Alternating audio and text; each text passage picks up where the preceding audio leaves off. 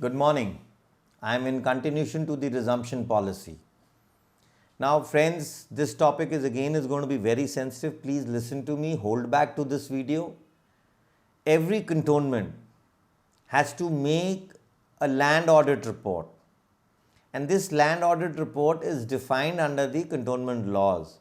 And further, the military authorities have to make a key location point, that is called plan, that is called the KLP. Most of us must have heard of this. Now, what does this all culminate to? This culminates to declaration of surplus land within your cantonment. The number of units is holding number of people, the number of vehicles. This is all has been given under a 1979 policy of calculation of KLP, which was reapproved in 2001, then later in 2015. So how the army calculates its land requirement? Now the very funny part is that army wants land for creating bungalows into golf courses, horse riding clubs, army schools, which there has been a huge legal battle that the Army AIWWA is not a department of the Ministry of Defence. It is a society made under the Army's Welfare Association by the ladies of the Army. So there are so many disputes going on. Why is the Army looking for disputes? Why doesn't it sort out its things? Why doesn't it make things more clearer? Let the honesty prevail and let the bungalows be resumed. I have very honestly said our demands are, you want my bungalow, pay me in my Land Acquisition Act, let it be a specific defense purpose and take it. Now you'll be shocked. This policy which I am talking of, which calculates the KLP or the key location plan of the army installations, is printed on page 838 of chapter 25 of volume 2 of the Cantonment Laws 2006, written by J.P. Mittal. Now we must read this chapter and we must see the revised norms which are on page 841-842. If not available, this is on the website of the association. So everybody has to calculate. The army has to calculate. Where is this calculation for the last 2 years, 3 years or 4 years? Now you will be surprised. Within this book, Cantonment Volumes 2006, in chapter 6 on page 338 and 344, it is written that there is going to be a land audit report made by the Director General Lands, subordinated by the DONCO for the cantonment. Has it been made? Every 4 years it has to be done. Where are those reports? These reports will never come available. We in Ambala had a land audit way back in 1991-92. Since then, I have not been told by any of the RTIs or the CAG Defence Audit Department, Chandigarh, which holds Ambala under it, that there has ever been a land audit of Ambala. I have all those documents under RTI from way back 2004 or 5 till date. How the department of CAG comes, they audit and they move back. Now friends, these are so important things. Now the most trivial point in this entire calculation of land audit and KLP is that in this book itself, J.P. Mittal writes on page 694, chapter 22, section 4. It's very important. He says that the Ministry of Defence has very clearly said that there should be no land declared surplus within the cantonment. Now an executive is saying do this, and in a resumption policy says if there is a surplus land, the bungalows cannot be resumed. What are we all doing? Where is this evidence? Does bungalow owners or do residents ask for this? No, they don't, because our advocates don't know these laws. Please, this is a wake-up call.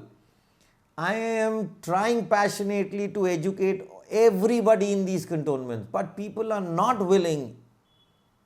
Sometimes I feel so annoyed that when they call me up also, they call me for small petty issues, which I at times get sick of it. Please don't call me for petty issues that my boundary wall is broken, I am not getting permissions. These are all written in the law books. I will definitely guide you.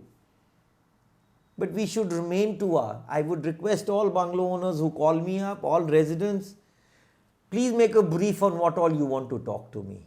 And let's have a first meeting to gel, second meeting to be more elaborate on point-wise answers, so that even I am able to give.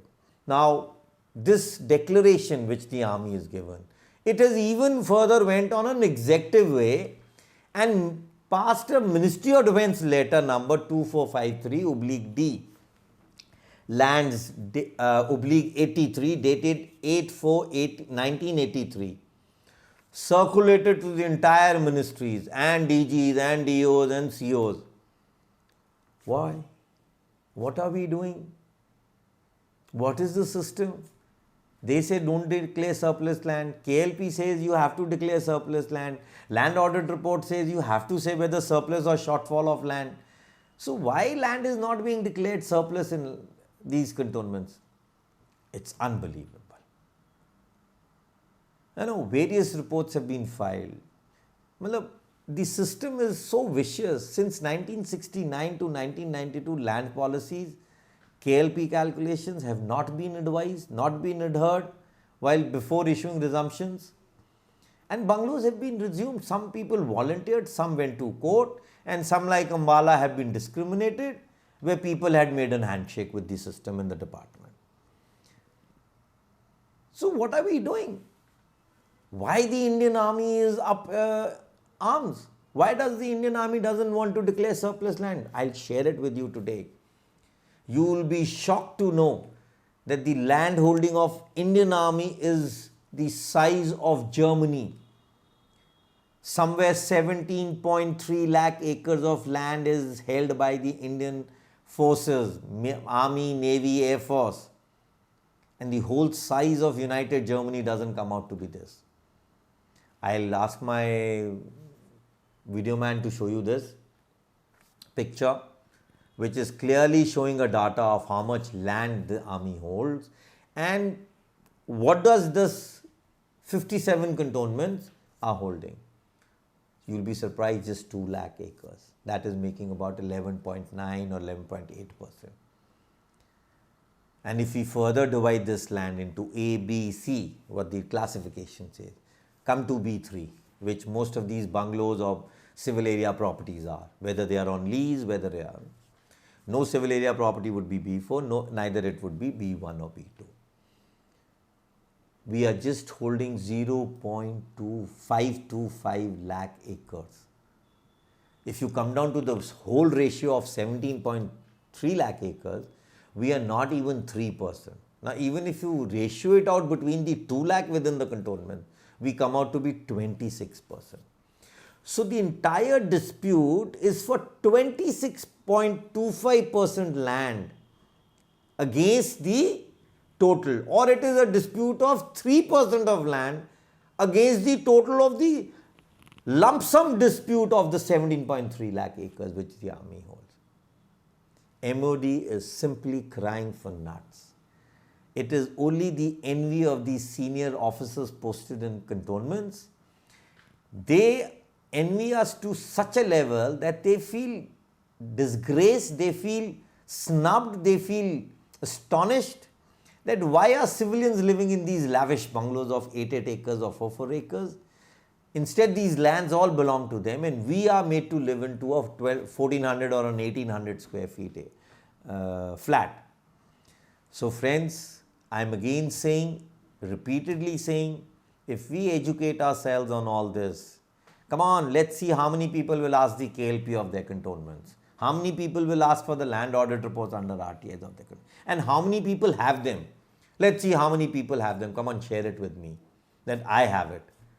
Let's see. So this is a wake-up call. Let's not be just beggars, because beggars are not choosers. Once again, I thank you for viewing my videos and calling me back. I'm always available to my residents of these cantonments, whether they are on this side or that side, which we people again have made a divide within ourselves. I humbly request you, don't call yourself on this side or that side. Just see what your and my GLR speaks. Just see what your and my GLR in the column of landlord speaks. So we are all one. It's only that you are dealt by one and I am dealt by the other. But they both come under the system of the DG lands. So please, thank you friends. Good day.